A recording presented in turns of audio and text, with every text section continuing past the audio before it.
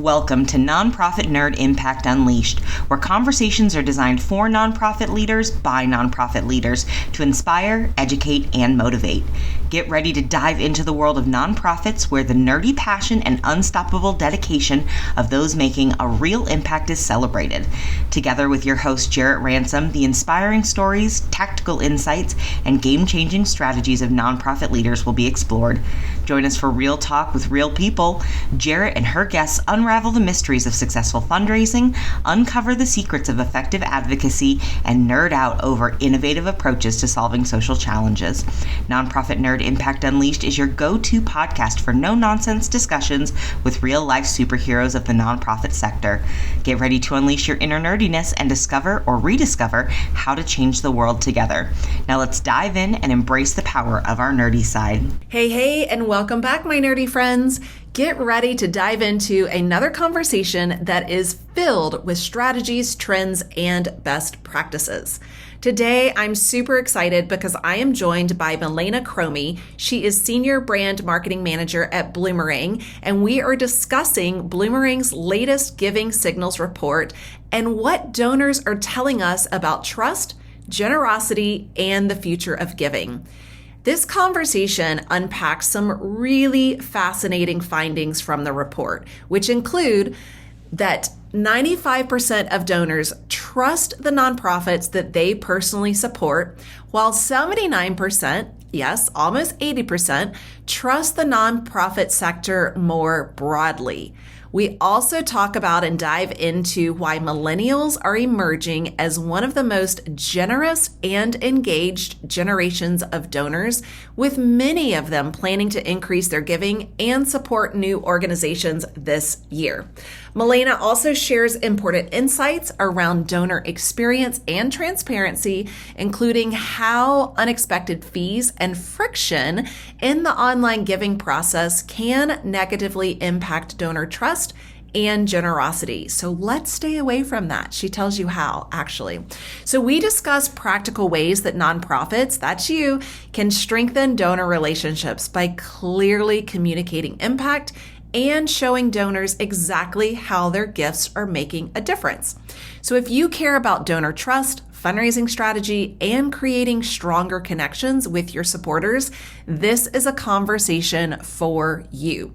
And before we jump in, a heartfelt thank you, a huge shout out of gratitude to Boomerang for sponsoring this season of Nonprofit Nerd Impact Unleashed and making these conversations possible. Thank you.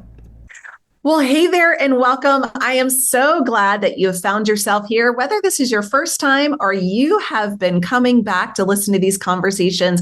We have a good one.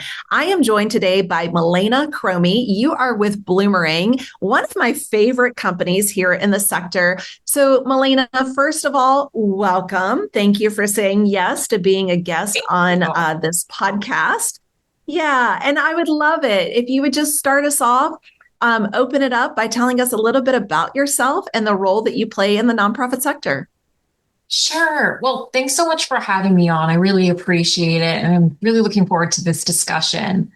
As you said, my name is Melaina. I am with Boomerang. I'm a senior brand marketing manager at Boomerang currently. I've been in the sector for quite some time now. With Boomerang, I'm coming up on 7 years. Various marketing and communications roles, trying to build resources for fundraisers and nonprofit professionals so that they can meet their goals and have some help along the way.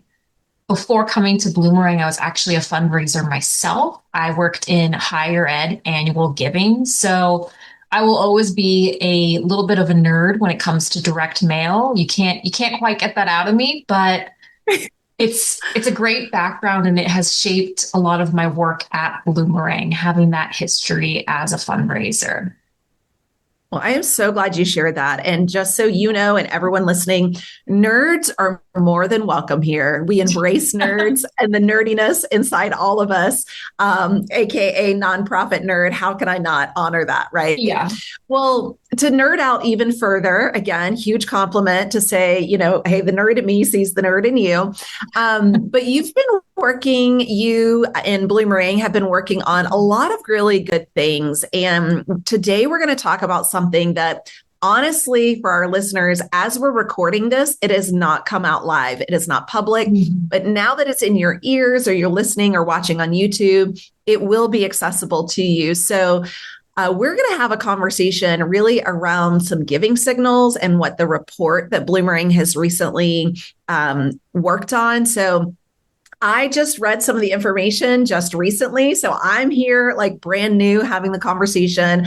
You need to educate and school me, but I want to talk about donor trust. And I do think that, one of the giving signals is signaling that donor trust is in fact stronger than many of our headlines are suggesting. And so if you could talk to us a little bit about the report, what it's sharing about active donors, their trust, right, that the nonprofits that they're supporting use the funds truly effectively, right? And I'm assuming that this means like, hey, I'm investing in your nonprofit and you are also signaling to me that you are using this funding in the way in which you said you would use this funding. So talk to us about like, why do you think that the broader narrative in our sector often suggests that the trust is declining? Yeah, it's a really great question, Jarrett. I'm glad you brought it up. So something that we discovered in this report and a specific gap that we wanted to fill was in donor trust. A lot of surveys survey and look at trust broadly. So this could include surveys to folks that are non-donors that maybe supported a nonprofit and gave years ago or have no donation history whatsoever.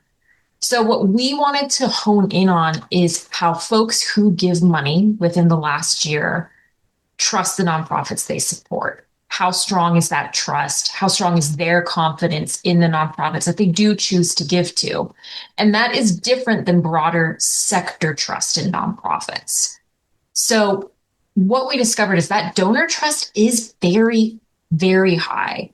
95% of donors trust the nonprofits that they give to. And 79% of donors trust the nonprofit sector broadly to use donations and funds effectively. So what that points out to me is that the question is, okay, how do we get someone to become a donor? Because once they become a donor, they've actually already made the choice to trust us as a nonprofit or as a fundraising team. So once we get that gift, we know we have trust. It's just getting there in the first place. That's the challenge or the opportunity. That's right. Earning that donor trust. There's 1.8 million nonprofits registered in the US. I'm sure that's changing every day, right? Going up, slipping down, whatever. There's a lot of competition, right? There's a lot of nonprofits out there with critical missions that need funding. Yeah. One of the areas that I'm hearing is the millennials, right? We talk about generations, we talk about generational giving, and millennials are showing up as major donors right now, not as a someday major donor, right? And so really looking at millennials planning to even increase their giving this year. And that's phenomenal, right? And I mean, I think that really speaks to like, how do we as nonprofit leaders in this fundraising space, how do we understand this generational group? What is it that we need to know? How do we engage this generation differently from the previous generations? In particular, I'm thinking Gen X and baby boomers. Talk to me about what this report brought about for that group, the millennial group. Yeah, it was super, super cool. And I'm not just saying that as a millennial, full disclosure, but I love the findings here. We've been talking about the generational wealth transfer for years now. So I think most nonprofit leaders know that it's coming. I think the news for me and what I took away from this report is that that transfer is here. It is happening. Right now, millennials are the largest portion of the US adult population. And what we discovered specifically in this is that millennials are the most inclined to give generation. So 75% of millennials expect to give more this year compared to 49% of Gen X and only 36% of baby boomers, significantly higher amount. And 80% of millennials plan to give to at least one new nonprofit this year, compared to 50% of Gen X and 30% of baby boomers. So this group is ripe for acquisition. Yeah. They may not have pockets as deep as their older counterparts, but they are poised and ready to give. This is a group that is certainly ready to be nurtured and to be acquired and brought into your donor base, especially the percentage that may cause. Yeah, that's a great percentage. And I'm thinking they may not have that depth yet, but why would we not invest in them, right? For that depth here coming up. So Melaina, with that, and you outed yourself as a millennial, is this ringing true for you? Are you looking at increasing your giving this year as well? I mean, I'm totally putting you on the spot, but I'm just curious if that's what you're experiencing. Yeah, I am actually. I mean, my husband and I, we don't have any kids yet. And for us, giving is something that we earmark every year when we do our annual budget. I'm not the big budgeter. He's the finance nerd, but it is important to us. And it's something that we always set aside and plan for. So it does ring true for me. And so it's very exciting to see this group as well, aside from the difference in like wanting to give, being ready to give, they are also compelled to give in different ways than their older counterparts. And I want to touch on that for a second. Yeah. So for this group especially, social proof is so important. What that means is they can see others giving to a cause, or they have a personal connection. So for listeners today, I would tell them to really get this generation to give to you and bring them into your portfolio. Focus on different sites where folks can leave reviews, whether that's a charity navigator or like a guide star. Third-party reviews are really important to millennials, and peer-to-peer campaigns or crowdfunding campaigns. This generation really values peer input and peer momentum. So if you do a fundraiser where you're getting folks to give and including their own inner circles, that's a great acquisition tool to get millennials to give to your organization, to become aware of it. That's really interesting, that social influence, right? Like having that, I don't know, I just keep referring to it as influence, right? But that persuasion, that support, that camaraderie with the peers, I can align with that as too. It's really good to see. Well, I want to switch gears a little bit and talk about the giving experience, because there's some friction I've heard in around the giving experience. And I think from what I saw, the information you sent me, Melaina, was that the report shows that unexpected checkout fees, right? And donation platform tips, like a prompt to tip, create some major frictions for donors. And I'm really curious if you can speak to that. And in particular, what should we be doing and thinking about when we're designing the giving experience so we remove any friction? That is the last thing we want. Yeah. Great point. So what we discovered in the report was that 79% of donors say unexpected fees in the donation process will prompt them to reconsider giving. And 70% said the same about a tip. If fees are framed as a tip upon checkout, that'll also prompt them to reconsider giving. And both of those percentages are alarmingly high, right? The last thing we want, especially if you have a donation form on your website, is for someone to go through the giving process, get to the last page or step, and to be like, oh, I'm reconsidering this, and that this may not be for me. And I think this is really important too, because, when we think about tips nowadays, everywhere asks for a tip, right? If I'm at a cafe or I'm literally going up to order in person, the server or the host will always turn that little screen around and ask for a tip. The drive-through Yeah, does it. everybody. So, when you're in person, it's one thing, you may feel more pressure to say yes. But when someone's having a digital experience, there's less pressure to say, oh, yes, I'm going to go through with this. So what we're really advocating for is transparency. That's one of the best ways to avoid that friction or donors reconsidering, hey, what is this? Why do I need to pay this extra fee? So if you have fees on your online form, and most do, we would encourage folks to just add a little asterisk saying, to help us continue our transformative impact or to help your gift have transformative impact, whatever that specific impact may be, please consider rounding up to cover fees. That is much better than someone getting to the end of a process and not knowing where their money's going. So transparency will always be the trump card in this sort of situation. I've got to admit, I'm one of those people. I have gotten to the very end and I've backed out and I'm like, nope. Or I will slide it down to zero. Like, no, I'm not giving a tip or I'm not doing so and so.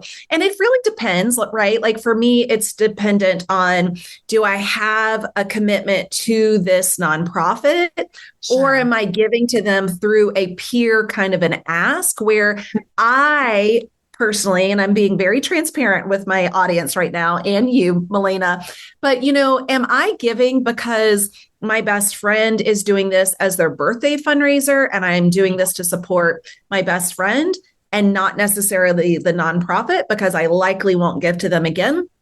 Or is this a nonprofit that is in my annual budget that I intend to give to anyway? Although I got to be honest, if it's a nonprofit I'm going to give to anyway, I'm going to find a way to give them a check versus an online credit, right? Because we know that there's a fee there. And I know as an inside fundraiser, cash checks, that does not come with any service fee. But again, I'm just being very transparent because I have experienced this, giving experience or giving journey myself. And there are times when I have stopped.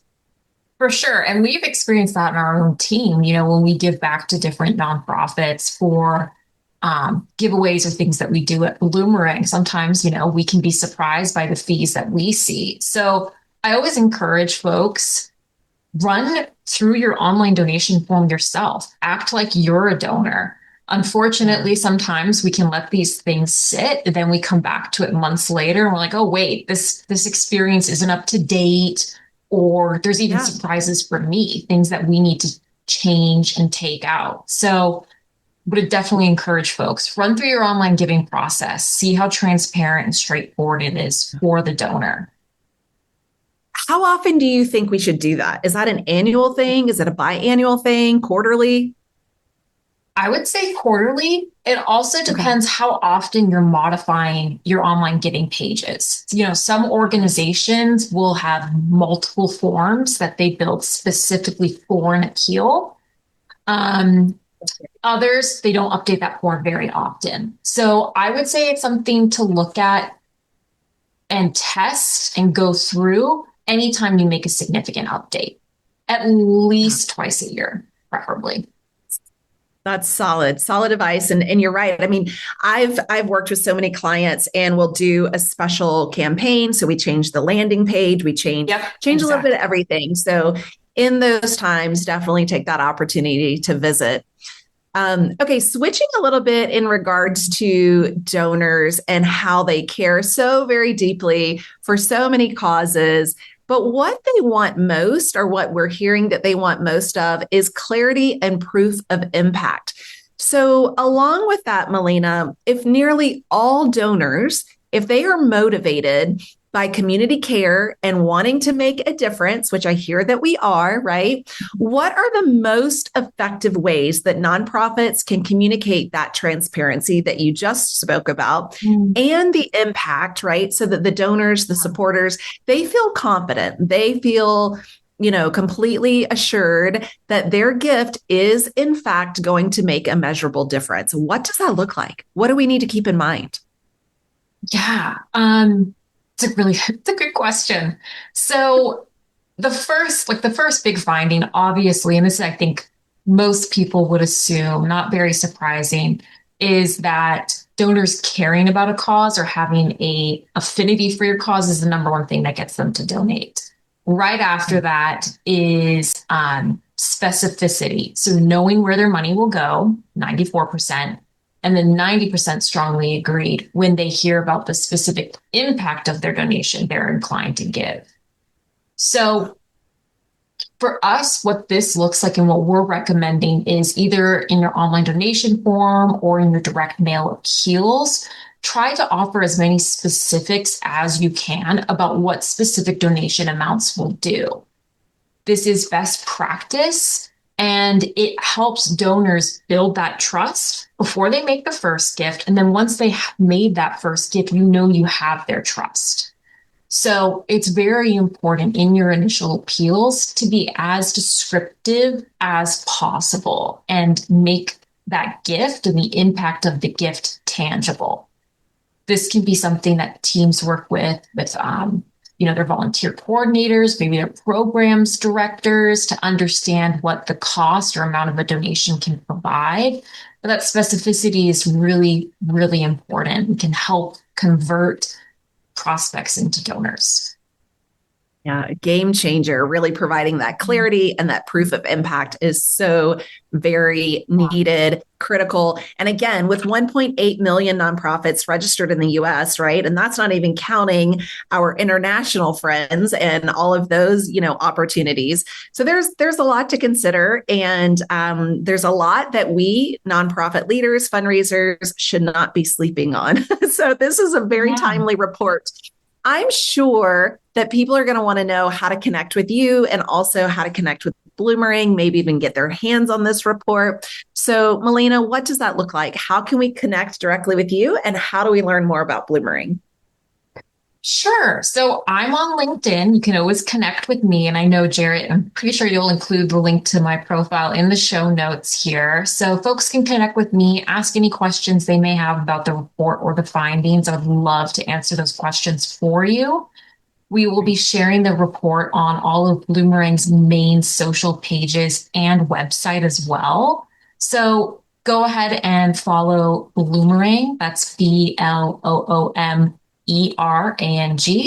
And you'll be seeing different links to the report as soon as it's published on May 19th. I can't wait. I got a very sneak peek of the embargoed content, and I can't wait for it to be open. So yeah, lots of good information there. One final question. You've been a phenomenal guest, a wonderful nerd to have this conversation with, but I want to ask you, Melaina, if there is one final takeaway, anything that you want to leave our listeners with today, what is it that you want them to know? Yeah,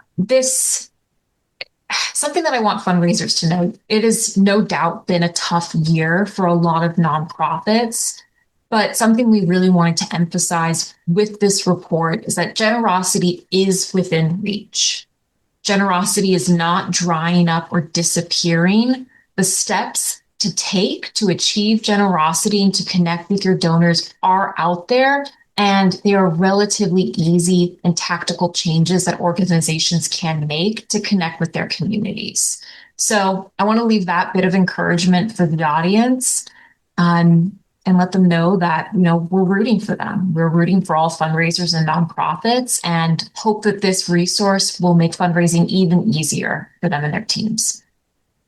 What a wonderful message of hope and possibility. I love it. I don't think we could end on any other greater note. So again, thank you so much for joining me. I am a big fan of Boomerang. I love the great work. I love the software. And I love these reports, right? So again, thank you for sharing these findings with us. I can't wait to nerd out deeper. And again, I hope all of you listening will nerd out on this. Melaina, fantastic guest. Thank you so much for joining me in this conversation. Thank you, Jarrett. I appreciate it.